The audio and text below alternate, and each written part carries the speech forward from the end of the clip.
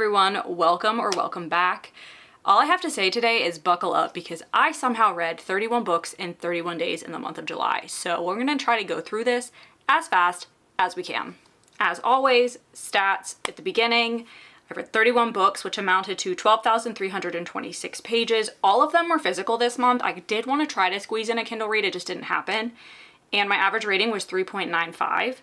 I will put a breakdown of the genres on the screen. I don't have that right now, but let's just jump in and try to get through these. Like I did last month, I'm not going to go into detail on the books that are in reading vlogs. If you want more comprehensive thoughts on those, they're all in a reading vlog if I'm not going to talk about them much right now. I'm just going to give my rating and overall feelings. So in the reading new releases vlog I did at the beginning of the month, the first book I started with was A Novel Love Story by Ashley Poston. I do not have it right now. My sister borrowed it because she wanted to read it, but that book was phenomenal. I really enjoyed it. I gave it a 4.5 stars, 1.5 on the spice. Highly recommend it if you liked the 7-Year Slip. I know not a lot of people liked this one as much, but I still really enjoyed it. It was not 5-star like the 7-Year Slip, but it was still really good. Also in that vlog, I read Reckless by Lauren Roberts. This was so good. This was a 5-star read for me. Just 1 on the spice. It is a YA, so it hasn't got too crazy yet. 5-star read.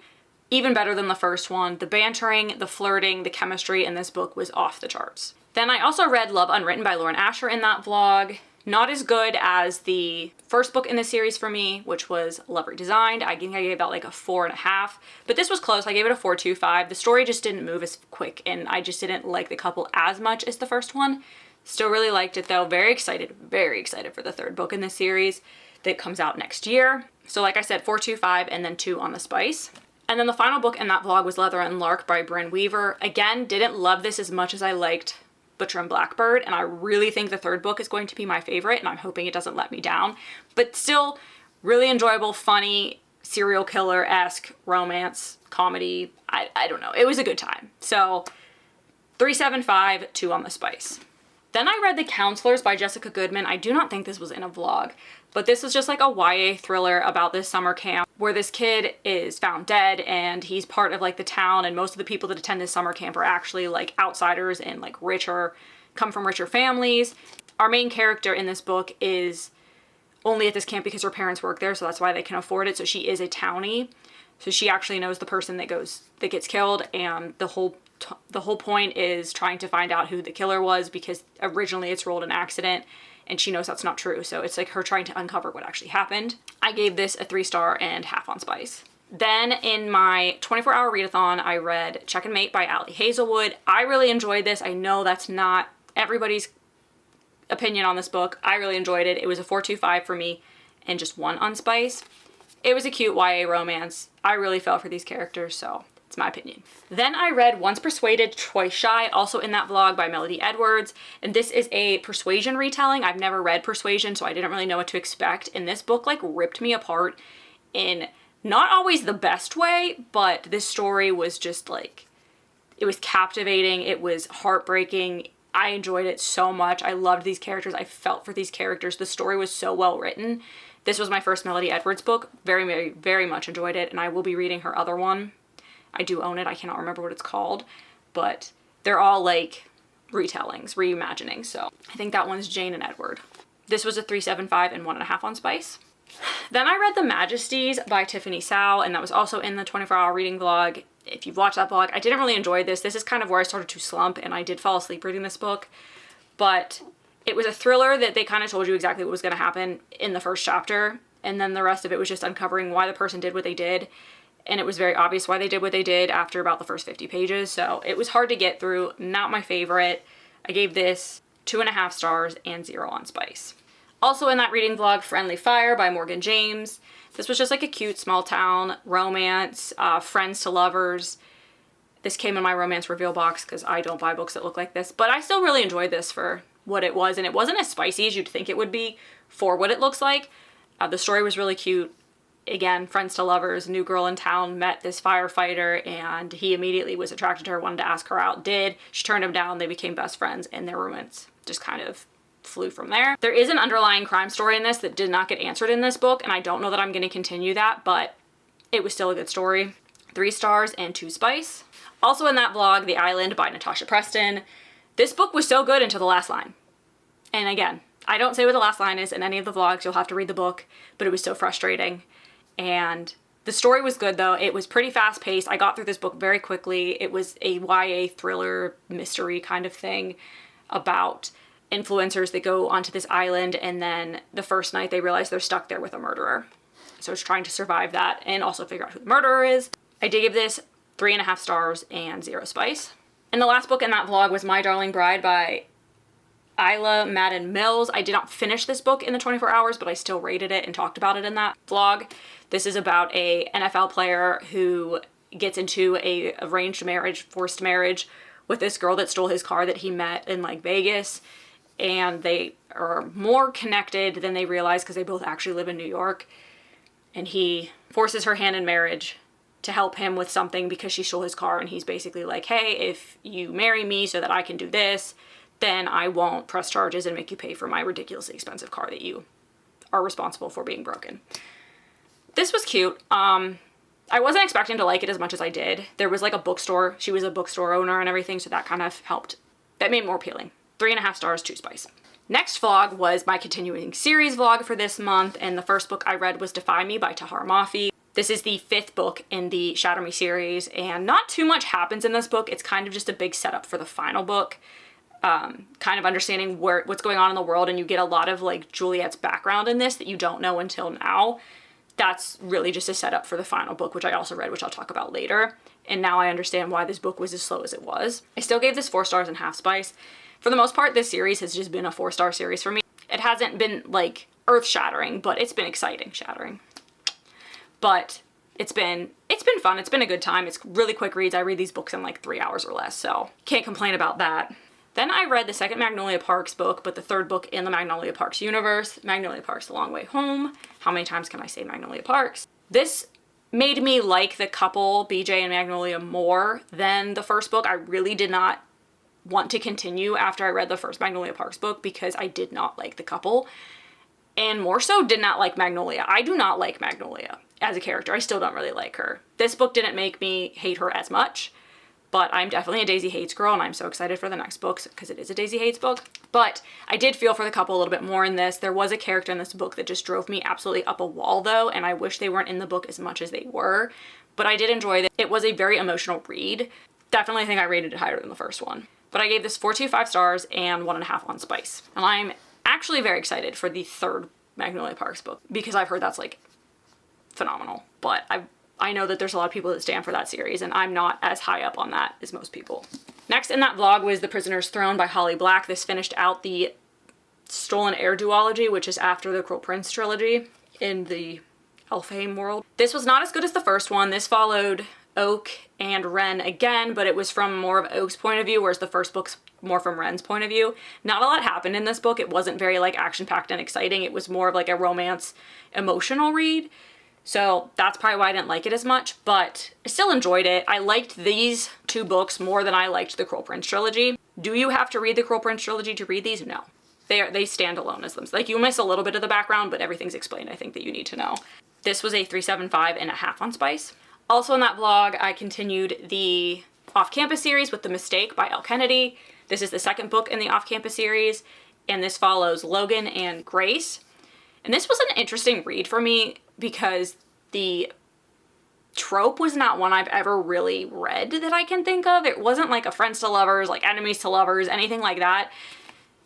Our 2 characters just kind of like hooked up, and then something weird happened and she got really mad at him because he acted like a weirdo about it and didn't want anything to do with him, but he realized how much he really liked her, and he just spends an entire part of a year trying to win her back. So that was, I don't know even what trope that would be, but in a nutshell, that is the trope in this book. It was cute. I didn't love this couple. I, again, have already read the 3rd book. I will talk about it in a minute, and this is probably my least favorite couple in the 3 books. But still was really cute. Definitely a different type of a romance read for me. 3.75, 2 on spice. That one was really spicy because I think that one started very spicy, if I remember correctly. So did the 3rd one though, so. Then I continued the Red Queen Quartet series with King's Cage by Victoria Aveyard. This is the 3rd book in the Red Queen world. And This is where stuff really started to pick up. The second book did have a lot of action in it, but there was a lot of action in this book, a lot of characters. The beginning was very slow. I will say that. The beginning was slow. You were in Mare's head a lot. So you didn't have a lot of action for the first like 100 pages or so, but once the story picked up, it really picked up. And I'm so excited to read Warstorm in August, so next month. By the time you see this, it'll be this month. I'm going to read Warstorm in August, which will close out this series for me. Very, very excited about that. I gave this 4 stars and 1 spice. I was expecting something to happen in that book that didn't either, so I'm really hoping and I'm expecting it to happen in the 5th or the 4th book, so that will help endear it to me. Then I borrowed Fangirl Down by Tessa Bailey from my sister, and this book is a golfer and fan romance. And it is the first in like some little series that she has, because the Au Pair Affair is the second book and it just came out. And it is a hockey nanny romance, I believe. This book was so cute. I really did enjoy it. There's a lot of things that are talked about in this book that make you really appreciate the main character. We have Josephine and Wells, and Josephine has some health issues and stuff, and it's talked about very well and expressed very well. And I really did enjoy how Tessa Bailey wrote this book and formatted this book, and it was a really cute fan to friend to caddy to lover. So essentially, Josephine becomes Wells' caddy when he's having a very rough streak in his golf career, and he thinks she's the only one that can motivate him to help win again and actually want to be out there and enjoy the game. So he convinces her to be his caddy, and things take off from there. Very cute. Then I ended up adding 3 books to my monthly reading TBR hopefuls that I wasn't really expecting to read this month. Our book club picked Just for the Summer by Abby Jimenez, and I had not read Part of Your World or Yours Truly, and I have to read things in order. So the next book I read was Part of Your World by Abby Jimenez. This follows Alexis and Daniel, and Alexis is a doctor in this like bigger town in, I want to say like Minneapolis. I swear it was like around there. And Daniel is from a small town like south of there, and they meet because her car breaks down at the beginning and he helps her. They like hit it off very well. She's just getting out of a bad relationship, so she kind of tries to use him, I want to say like as a rebound, just to kind of get over things and like have fun. There is an age gap in this. She's older, he's younger, but it was really cute. I loved Daniel. He was such a sweetheart, and the dog in this book is great. The baby goat is great. Abby deals with a lot of like tough topics in very good ways, and I like how she formats her books because it's not done in a way where you can predict what's about to happen, and I do like that. So this was a 4-star read for me and half spice. Her books are also not that spicy, which is good. There's a little bit, and it's enough if you like that, but it's not over the top where it takes away from the story, which I did appreciate. I'm gonna talk about the next 3 books together. They will be in a vlog.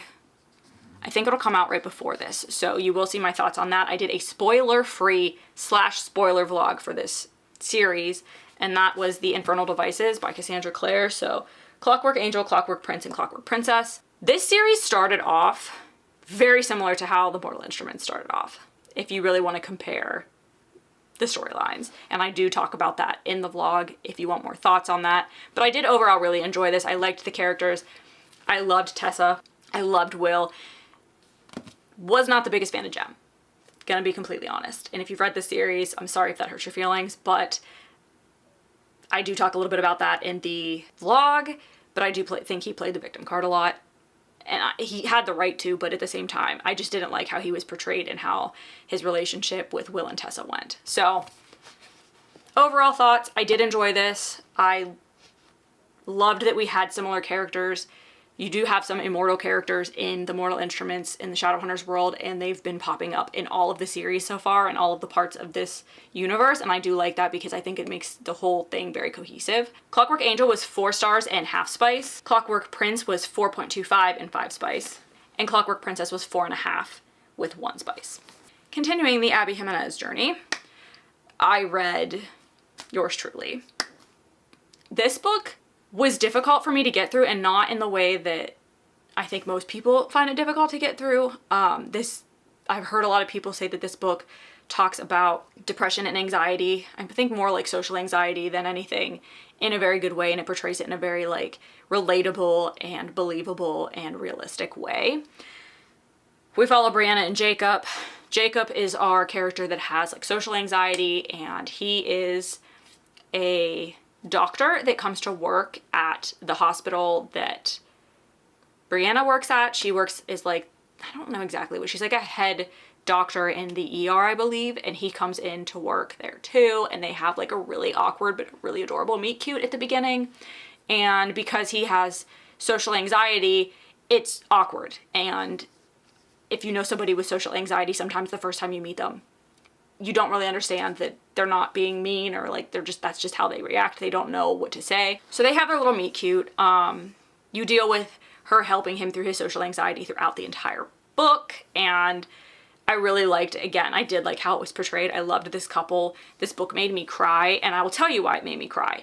Because he has social anxiety, and she had trust issues, and I have both. So it was literally my worst two attributes.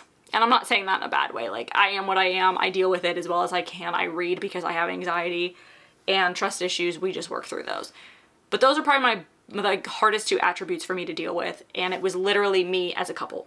So the issues they were dealing with each other are issues that I deal with within myself. So that was why I really related to this book. Really enjoyed it.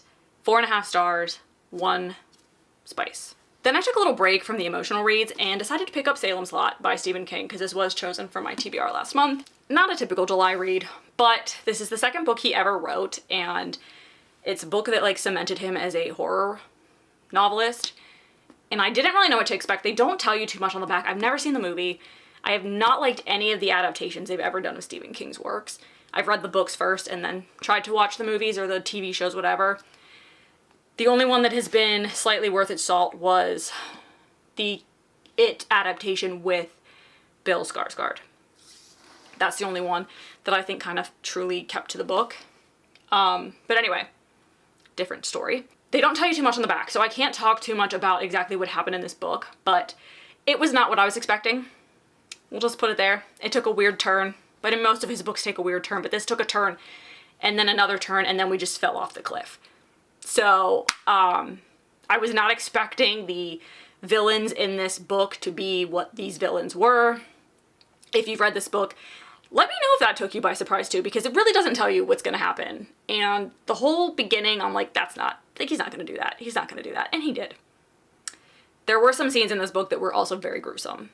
So, take that with a grain of salt. His books aren't usually too bad. Overall, it was not that traumatizing, but there were a few scenes where I was like, that's gross. 4.25 and half spice.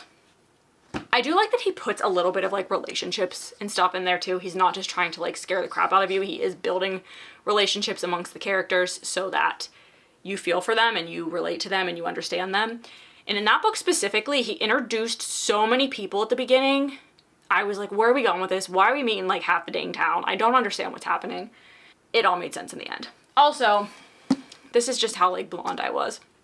It took me half the book to realize I couldn't understand why they kept calling it Jerusalem Slot and then Salem Slot, and then about halfway through the book I realized that Salem is a nickname for Jerusalem. So, if you feel bad about yourself, at least you didn't do that. Then I read the final Abby Jimenez book, the one I needed to read for the month, which was Just for the Summer. This book blew me away. The characters in this book had chemistry like I could just feel the entire time I read this book.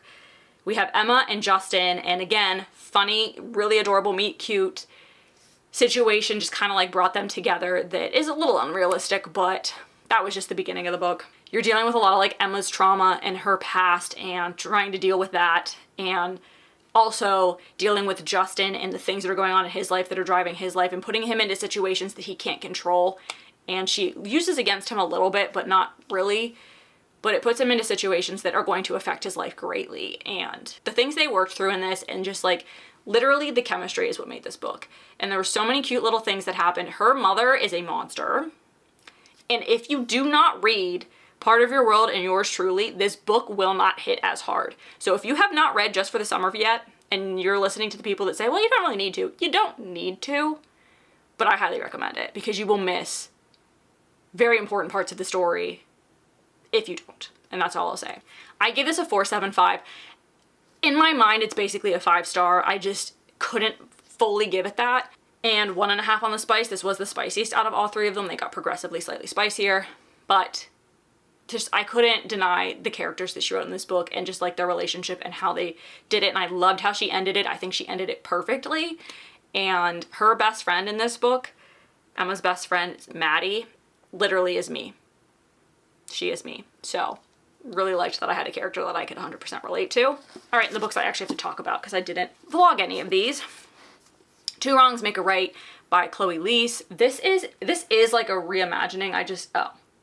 Much Ado About Nothing, Shakespeare's Much Ado About Nothing. This is the first book in the Wilmot Sisters series, and this follows Beatrice, and what was his name? James. This book had autism representation in it. Our character is neurodivergent. She is autistic, and it gives her these adorable, like, quirks and stuff that some people in her life didn't like or that make comments about it, and how she and James, because James also, he's another one that has, like, social anxiety and everything, so when they first meet, there's that whole, like, confusion because neither of them can express what's really going on, and then, like, the other one gets insulted because they think the other one's being rude, and the first meet was not cute, but then, like, her sister and his friends are trying to get them together, so they kind of trick them into going on a blind date and talking without knowing that it's the other one beforehand, and they do end up, like, becoming really good friends throughout that, and then they kind of decide to turn the tables on them, and they're like, well, we're gonna date, and then we're gonna have this massive, huge blow-up breakup at our Friendsgiving event and make them stay out of our lives forever after that because we'll embarrass all of them for trying to put us together. Well, we all know how fake dating goes, so really adorable. Again, my first Chloe Leese book. I will continue to read them. I do have the second one in the series, and then the third and final one comes out in January. I will be reading all of them. And she also has the Bergman Brothers, I want to say, series, and there's 6 or 7 books in that. So I do plan on reading that at some point as well. I gave this a 3.75 and 1.5 on Spice. Then I read Jennifer L. Armentrout's The Problem with Forever. I found this at Ollie's like a few months ago, and really actually quite recently. And didn't know that she wrote like straight up romance novels. Everything I've seen from her has been like fantasy romance. This book was hard to get through. It was sad. It's about 2 high schoolers that are meeting again after being apart for like 4 years. They grew up in a group home. Not a group home. Oh, is it a group home? They grew up being raised by the same foster parents who were like very abusive, very terrible people. And something happens and you find out that they haven't seen each other in like 4 years and they're in completely different situations. And she's going to school for her senior year in like public school for the first time. She's been being homeschooled. And lo and behold, Ryder is there. Mallory is our main character. I always forget to say the names. Mallory's our main character. Ryder is the boy. And he is just taken aback. Like, he's always promised to protect her, and he thought he'd never see her again. He didn't even know if she was still alive. She didn't know if he was still alive. So there was a very bittersweet reunion. She's in a very good place in her life. He's still kind of not. So there's them dealing with their feelings that they had for each other in the past, and her parents, her new foster parents, not wanting her to get pulled too deep back with him because they don't want that to bring up tragic memories and things that she's basically worked through in therapy back into her life. So there's a little bit of like push and pull there. Very adorable. This has some very heartbreaking things that happen in it too, but I did enjoy this a lot more than I thought for finding it for like $3 at Ollie's. 3.75 and 1 on Spice. Another book I borrowed from my sister was People Meet on Vacation by Emily Henry. I am slowly making my way through Emily Henry's backlog, at least these kind of books of her backlog. I think she has like older ones I don't plan on reading. Not my favorite, probably my least favorite out of the ones I've read. This is a Friends to Lovers. Our main character, Poppy, kind of gets into a situation where she's not happy with her life and she wants to like reconnect with Alex. They used to go on vacations together once a year and it was something they both look forward to. Something happened a few years ago on that vacation and they haven't talked since, or it was like a year. I can't remember how long it was, but they hadn't talked for like at least a year and she wanted to reconnect with him. So she kind of tricks him into going on a trip with her again. And you know the whole time that they both have like strong feelings for each other, but it's always kind of been like right person, wrong time because they've been dating other people their entire friendship. They met freshman year of college. And I think they're like 29, 30 in this book. So it's been like 10 years. They want different things out of life, or they did want different things out of life. So both of them are like, well, I can't be in a relationship with them because they want that and I want this. And there's no way they'll ever change their mind. There's a lot of miscommunication. So that was the most frustrating part of this book. And the couple itself like just didn't move me. None of Emily Henry's books so far have like knocked my socks off. This one was, again, my least favorite. Not bad, like I didn't not like reading it, but I gave this 3.5 stars and 1.5 Spice. But I don't think any of her books have, maybe Happy Place. I think Happy Place was the highest one I rated, and not because of the couple, but because of the overarching theme and story of the book and how like I related to that. That was my highest rated one. But as a romance, none of them have really done it for me. Then I read Carly Fortune's This Summer Will Be Different. First Carly Fortune book. Not sure if I should have read the other ones first. But I really enjoyed this book. This one was best friend's brother, or sister's best friend. And it followed Lucy and Felix, and they meet in PEI in Canada for a summer vacation. And before Lucy's friend and Felix's sister gets there the first time, there's a little bit of a, you know, one night stand situation, and it does say that on the back, so that's not a spoiler. And then from there, they figure out that who they are to each other. They thought, like, Felix just thought she was a townie. He didn't realize it was his sister's best friend that was coming into town, and she obviously didn't realize that Felix was her best friend's brother, because she'd never met him, and he goes by Wolf to most people, and he was told her his name was Felix. Enter problem because her best friend doesn't want her to fall in love with her brother.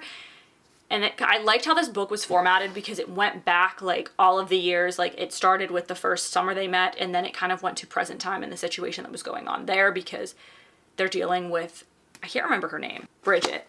They were dealing with Bridget's wedding, and she was kind of having an existential crisis, so she like runs off to PEI and calls Lucy and is like, you need to come with me and help me get through this. And Felix is obviously there. So that's the timeline you're dealing with present. And then every chapter or two of present timeline, you jump back to, it was like increments. So not exactly always a year, but like all the times that she ever went back to PEI and like her interactions with Felix. So really enjoyed how that was formatted. This was a 4-star and 2.5 spice. That was a relatively spicy book. Almost done, friends. 3 more books. Then I started the Twisted series. I've actually listened to Twisted Love as an audiobook, and I liked it, so I bought all 4 books. So this was kind of a reread for me, but I don't count books until I've physically read them. I don't count audiobooks as read books, personally. This follows Ava and Alex, and it's again a brother's best friend, so a little bit of a reverse of the last one.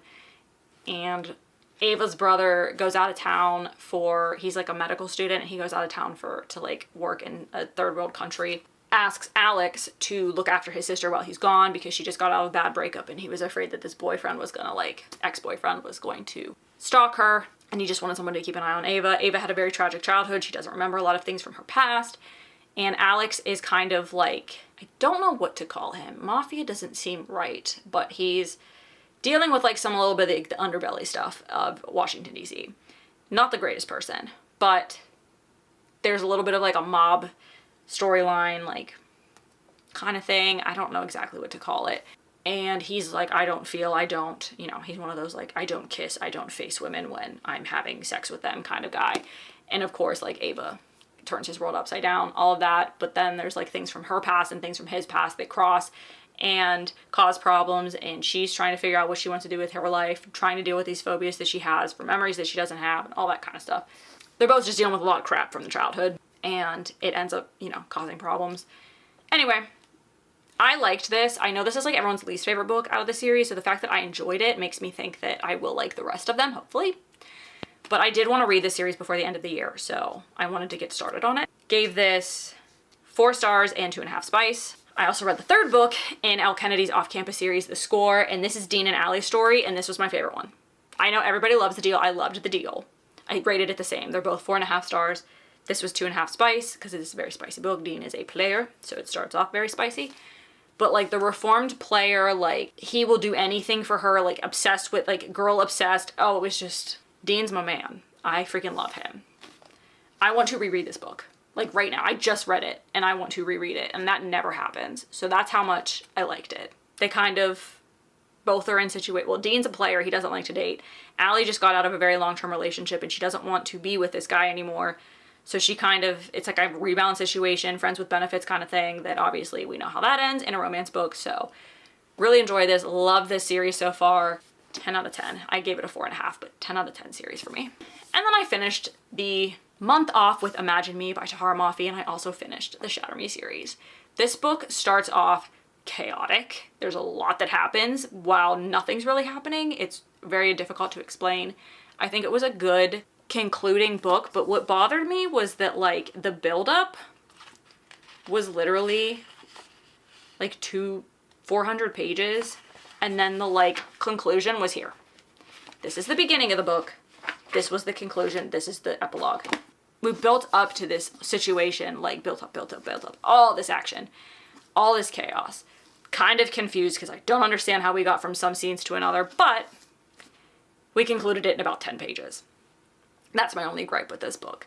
I just finished this today, so I'm kind of sitting at like a 4.25 star. I'm not exactly sure where I'm going to land on it, but I did like it. I enjoyed the series. Again, not a 5-star series for me, but still one that I did enjoy. And I'm happy I read. Spice in this was like 1. There wasn't much. Probably the spiciest book out of all of them, but still like nothing. So that is it. That is my July wrap up. I do not plan on reading that many books in August because quite honestly this was a little crazy. I think the only reason I got 31 books in 31 days was because I did read like 6 books in a day when I did the 24-hour readathon. That helped. And there were a lot of books that I was very excited to read. So that always helps me get through them faster. I made some progress on some of the series that I'm reading that I want to finish or get caught up on by the end of the year. So that was great. I had an overall really good reading month, but I'll be taking it a little easier hopefully in August. But thank you so much for watching. If you've made it this far, let me know what your favorite book that you read in July was, and if any of these are on your radar, let me know. And thank you so much, and I hope to see you in the next one.